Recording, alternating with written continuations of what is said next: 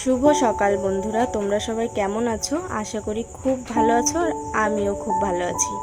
চলে এলাম আবারও একটি নতুন ভিডিও নিয়ে। আশা করছি ভিডিওটা খুব ভালো লাগবে। তো বন্ধুরা চলো ভিডিওটা স্টার্ট করা যাক। তো এখন দেখো সকালবেলা আমি উঠছি ছাদে, আর আকাশের অবস্থা দেখো মেঘলা হয়ে আছে। এখন বাজে 10:30।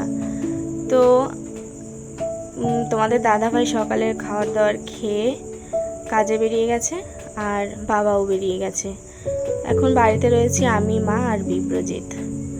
তো সকালের ভিডিওটা করাটা না খুব অসম্ভব হয়ে উঠছে। খুব তড়িঘড়ি করে কাজ করতে হয়, তো পেরে উঠছি না। কারণ ছোট একটা বাচ্চা সামলে ভিডিও করাটা আমার তো খুব অসুবিধা হচ্ছে। জানি না তোমরা যারা ভিডিও করো তাদের কীরকম হয়। তো সময় নিয়ে করলে পারে হয়, কিন্তু আমার একটা অসুবিধা কি, আমি সকাল ভোরবেলায় উঠতে পারি না। আমার উঠতে উঠতে 7:30 বেজে যায়।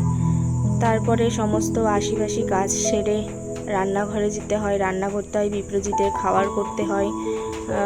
আগের ভিডিওতে তোমাদের সেগুলো দেখিয়েছি। এখন আর সেটা পারছি না। আর বিপ্রজিতের একটু সময় দিতে হচ্ছে বিপ্রজিতের পিছনে। সেই কারণে আমি এই 10:30 থেকেই ব্লগটা স্টার্ট করছি। আর এখানে দেখো আমি ছাদে ঘুরে সেরকম কিছুই দেখতে পেলাম না, তোমাদেরকে তো দেখালাম দেখো। আর আমি তো ও বলার সাথে সাথেই উঠিনি, জানো তো। আমি ভেবেছি তোমাদেরকে দেখাবো। আমি যেই ভিডিওটাই করি না কেন, যেটাই শুনি না কেন, আমি চেষ্টা করি তোমাদেরকে দেখানোর। তো চলো, যেই কারণে আমি ছাদে উঠেছিলাম সেইটা তোমাদেরকে আগে দেখাই। আমি এসেছিলাম দুটো কারণে। এক হচ্ছে মায়ের এই দুটো উনুন ঢাকতে এসেছি, আর একটা হচ্ছে চটের বস্তা নিতে এসেছি। তার ভিতরে দেখো রিমঝিম বৃষ্টি পড়া শুরু। তো এই চটের বস্তাগুলো বাবা বাজার থেকে আগের দিনকে এনেছিল। এই ঘরে না বালি সিমেন্টের কাজ হয়েছে, খালি পায়ে একটু এদিকে আসলে পারে ঘরে বালি বালি হয়ে যাচ্ছে। আর আমাদের ওই ঘরে যেহেতু সমস্ত কাজ করা হয়, ওই ঘর এই ঘর আসা যাওয়া চলেই আর কি। তার জন্য এই চটের বস্তাগুলো দিয়ে দেবো।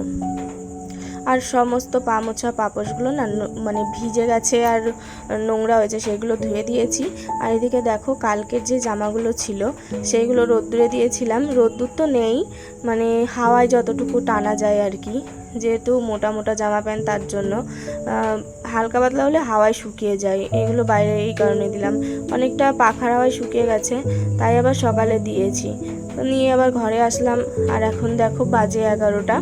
বিপ্রজিৎকে আগে খাইয়ে নিচ্ছি, কেননা আরও কাজ আছে। আর দেখো কালকে রাত্রের বাসন, সকালের বাসন, সমস্ত বাসন এক জায়গায় হয়ে গেছে। তো সেইগুলোই আগে মেজে নিচ্ছি। জানো তো, আগে না রাত্রে খাওয়া দাওয়ার পরে বাসনগুলো মেজে রাখতাম, এখন আর রাত্রে সেইটা হয় না। কেন বলো তো? আমি এই সন্ধ্যাবেলায় ভিডিও এডিটিং করি, আর রাত্রেবেলায় খাবার করতে করতে 9টা 9:30 বেজে যায়। আর আমাদের খেতে শুতে না 12টা বাজেই। এই কারণে আর খাওয়া দাওয়ার পরে না আর মনে হয় না বাসনগুলো মেজে রাখি। অল্প বাসন হয়, তো ভাবি যে সকালবেলায় উঠেই ধুয়ে দেবো।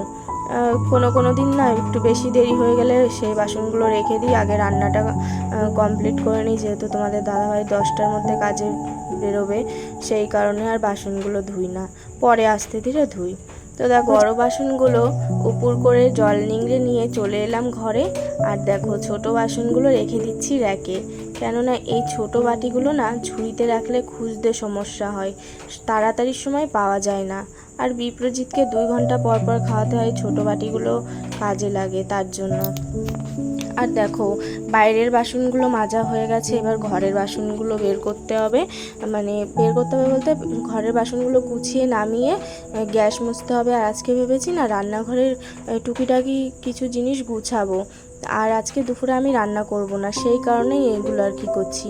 আমি তো প্রতিদিনই করি, প্রতিদিনের কাজটা একটু অন্যরকম হয়, যেহেতু আমাকে আবার রান্না করতে হবে, সেইটা মাথায় রেখে আমাকে সমস্ত কাজ করতে হয়। আর আজকে আমি দুপুরে রান্না করব না, আজকে আমাকে দিতে হবে পুজো। সেই কারণে খুব তাড়াতাড়ি কাজ গুছিয়ে স্নান করে পুজো দিতে হবে। আর মা এদিকে দুপুরে রান্না করবে। সেই কারণে আজকে যেই মিক্সচার মেশিন আছে, টেবিলগুলো আছে, সমস্ত কিছু আমি ভেবেছি আজকে গুছাবো।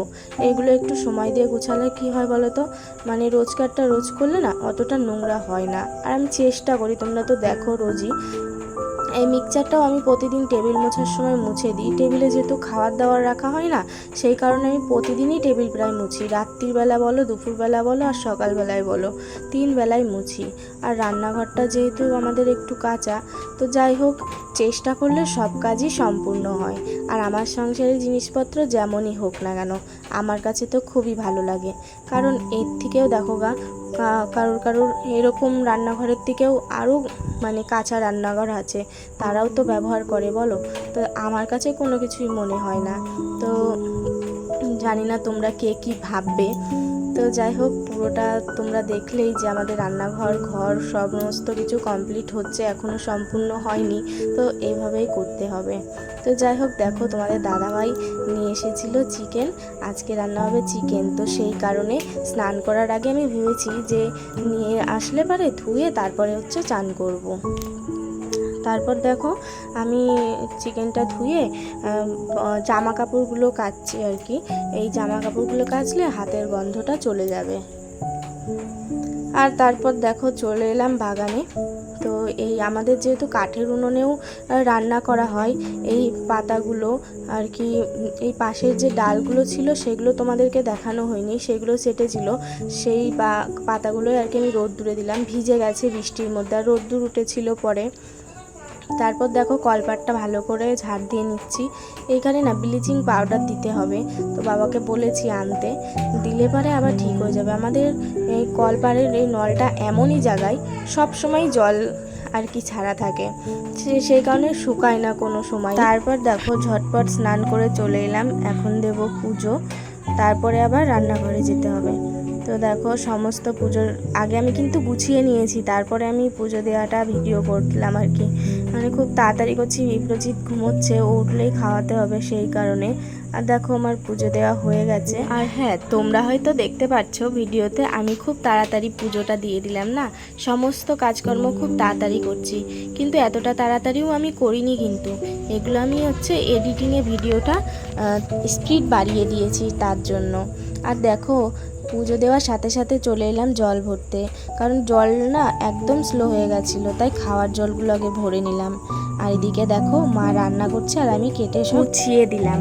আর এদিকে দেখো বিপ্রজিৎ এখনও ঘুমোচ্ছে। আর আমাদের খাওয়ার দাওয়ার অবশেষে কমপ্লিট। আজকে হয়েছিল চিকেন, বরবটি ভাজা আর চাল কুমড়ো ভাজা। তো আজকে জানো তো আমরা 4 জনা একসাথে খেতে বসবো। এরকম সময়টা না আমাদের খুব কম পায় 4 জনা একসাথে খেতে বসা। কারণ বাবা থাকলে তোমাদের দাদাভাই থাকে না, তোমাদের দাদাভাই থাকলে বাবা থাকে না, মানে দুজনার টাইমেই কাজে যায় আর কি, 2 রকম টাইম। তো যাই হোক, আজকে খুব মানে ভালো লাগলো একসাথে খেতে বসে। তো বন্ধুরা, আজকের ভিডিওটা এখানেই এন্ড করছি। তো তোমাদের ভিডিওটা কেমন লাগলো প্লিজ কমেন্টে জানিও।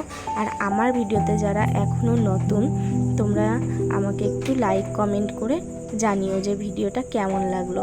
তো আজকের মতো টাটা, আবার আসছি আগামী ভিডিওতে। সবাই ভালো থেকো, সুস্থ থেকো।